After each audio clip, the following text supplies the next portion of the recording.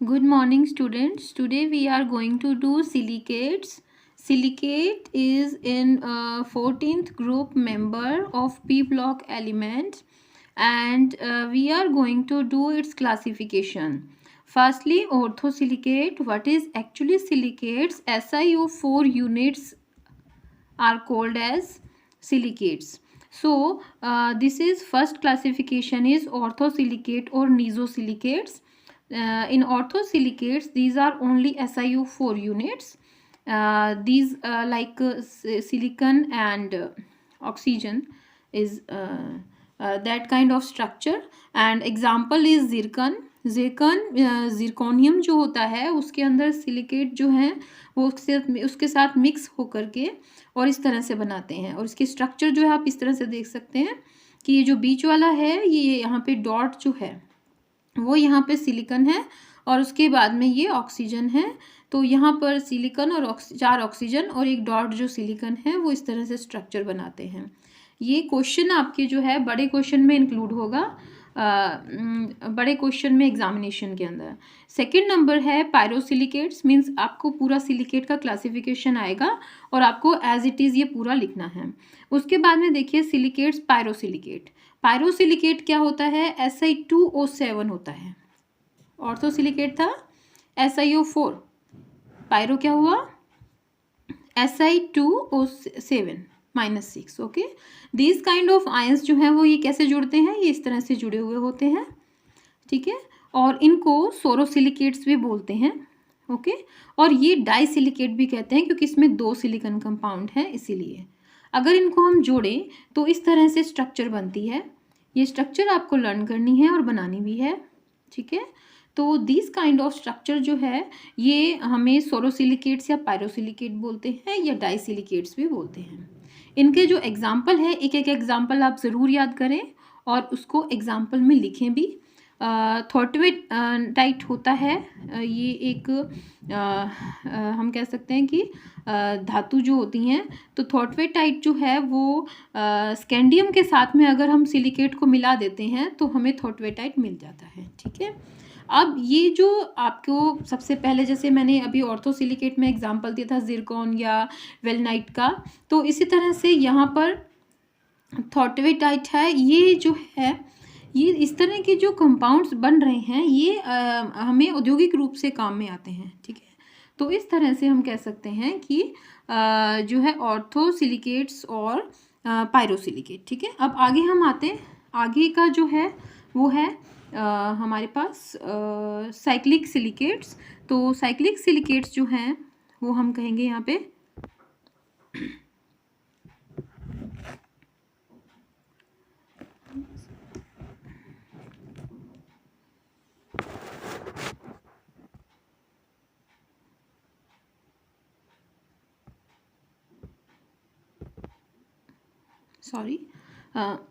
Cyclic silicates. Cyclic silicates जो हैं वो क्या होंगे? तो साइक्लिक सिलिकेट जनरल फॉर्मूला इसका होगा SiO3, ओके। SiO3 और इसकी जो है इसके N मॉलिक्यूल जो हैं वो जुड़ सकते हैं -2N, इस तरह से इसका फॉर्मूला है। इसको बनाने के लिए हम क्या करेंगे? देखिए इसमें 3 जो हैं यहाँ पर सीरीज़ जो कह सकते हैं हम Si3 जो है, अगर हम देखें, अगर हम यहाँ पर एक ध्यान रखिएगा कि मेन इसका जो फॉर्मूला है वो SiO3 है। अगर यहाँ पे 3 मॉलिक्यूल लेते हैं SiO3 के तो यहाँ पे Si3 जो है 9 बन जाएगा, है ना। तो इसी तरह से हमने अगर 3 ले लेते हैं तो इस तरह से कंपाउंड बन जाएगा, ठीक है। इसमें जो डॉट है वो पहले मैंने बताया था कि सिलिकॉन है और जो है ये ऑक्सीजन्स हैं, ठीक है। तो इस तरह से ये स्ट्रक्चर बनती है। अब अगर अपन इसमें Si6O12 ले लेते हैं, ठीक है, तो इसमें बड़ी स्ट्रक्चर बन जाएगी, जैसे कि ये स्ट्रक्चर देख लीजिए, ठीक है। ये स्ट्रक्चर है, ये शीट होती हैं सिलिकेट्स की और ये आप इसका एग्जाम्पल देख सकते हैं। देखिए सिलिकॉन जो है वो सिलिकेट्स जो सीधे नहीं जुड़ सकते हैं, मतलब आप कहें कि सिलिकेट्स जो है वो उसकी सीधी इसमें इसके लिए जोड़ने के लिए हमें कुछ मेटल्स चाहिए होते हैं। तो ये मेटल्स जो है हम अगर इसमें मिलाते हैं तो फिर इसमें एक अलग तरह के कंपाउंड्स इसमें बन जाते हैं, ठीक है। तो ये जो है ये कंपाउंड जो है वो और केमिस्ट्री में हम कह सकते हैं कि इंडस्ट्रियल यूज़ के होते हैं। तो यहाँ पर देखिए कैल्शियम के 3 कंपाउंड के यूज़ किए हमने इसमें, ठीक है। और जो है यहाँ पर खनिज, जो इसको खनिज बोल सकते हैं हम इसको, तो खनिज जो है वो जो बनेगा वो है वोलेस्टोनाइट, ओके। इसी तरह से बैरिल बन सकता है, ये बहुत इंपॉर्टेंट है, आप इसको लर्न कीजिए। बैरिल क्या होता है? तो बैरिल जो है Be3Al2 इन दोनों को मिलाया हमने और इसमें Si6O18 मिला दिया, तो इसके अंदर हमारे पास जो बनेगा वो इस तरह से बैरिल बन जाएगा, ठीक है।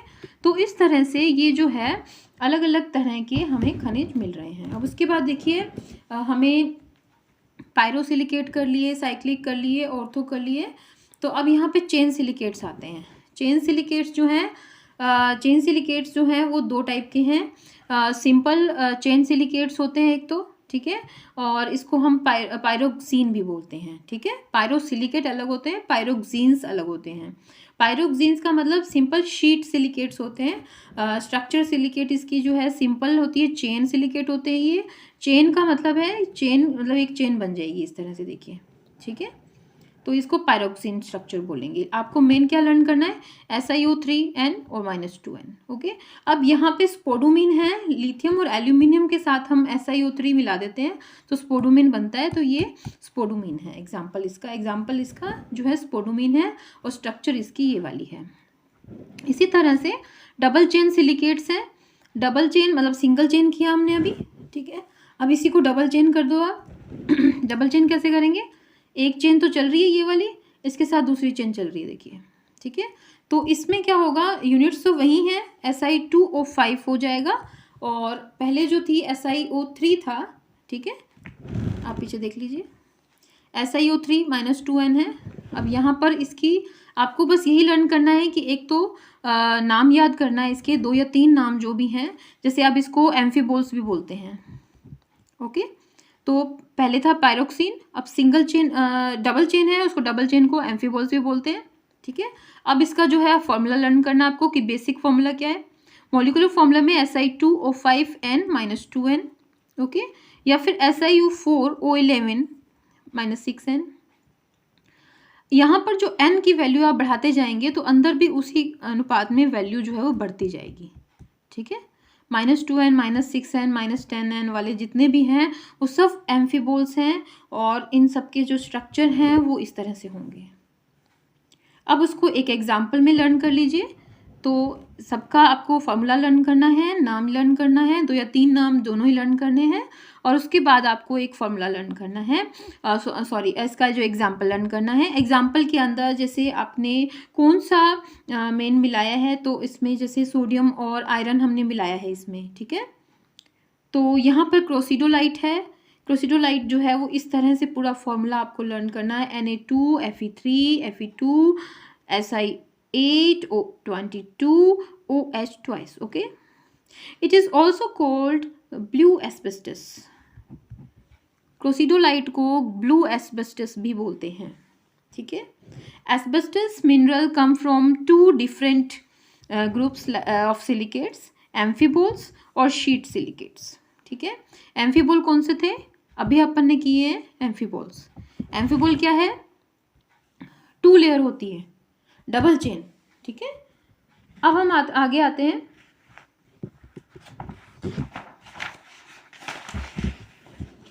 तो यहाँ पर हमें शीट सिलिकेट मिलेंगे 5वें नंबर पे। हमारा जो 5वें नंबर का क्लासिफिकेशन है वो क्या है? Sheet silicate. इनको क्या बोलते हैं? फाइलोसिलिकेट, ओके, और phyllosilicate you can say. General formula है Si2O5n -2n, ओके। काओलिनाइट जो है वो इसका एल्यूमिनियम के साथ में जब हम मिलाते हैं या एल्यूमिनियम हाइड्रोक्साइड के साथ में, तो इस हमें जो है पायरोफिलाइट और कैरोलाइट जो है वो 2 मिलेंगे, ठीक है। ये एग्जांपल्स हैं, ये इसका फॉर्मूला है Si2O5n -2n, ओके। शीट का मतलब हुआ कि ये 1 लेयर 2 लेयर में नहीं है, ये जो है पूरी शीट बन जाती है इसकी, ठीक है, 3 या 4 लेयर्स। अब यहाँ पे आगे है 3 डायमेंशनल। अब यहाँ पे एक शीट नहीं है, सिर्फ यहाँ पे एक इस लाइन में नहीं है। 3 डायमेंशनल का मतलब है 3D, यानी चारों तरफ से शीट्स बन जाती हैं इसकी।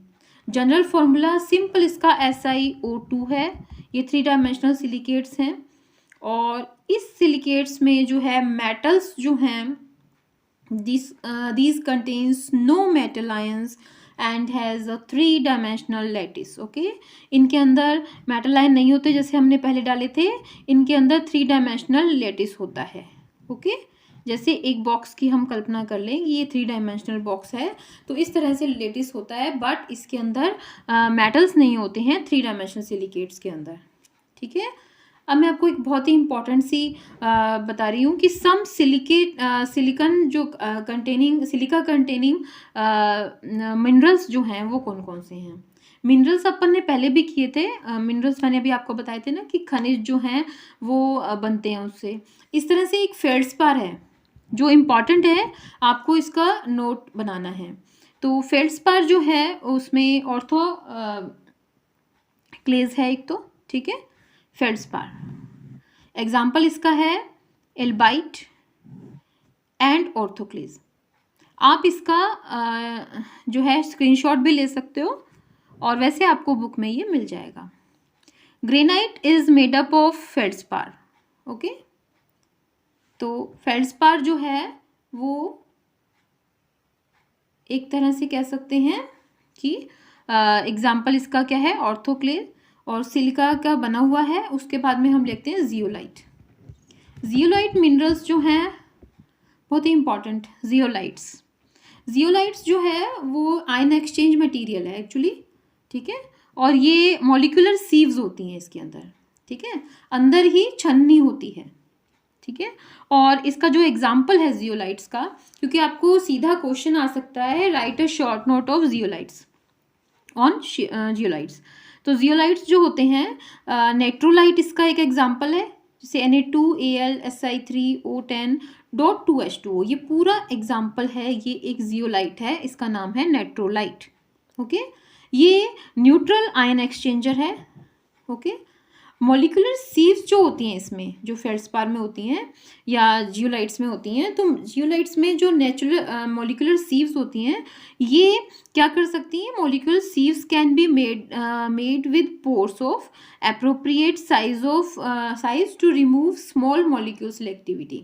मीन्स हम इसको जैसे पानी छानते हैं, RO सिस्टम जो होता है, उस तरह से हम इसको यूज़ कर सकते हैं, क्योंकि स्मॉल मॉलिक्यूल जो होते हैं वो उसमें छन जाएंगे, ठीक है।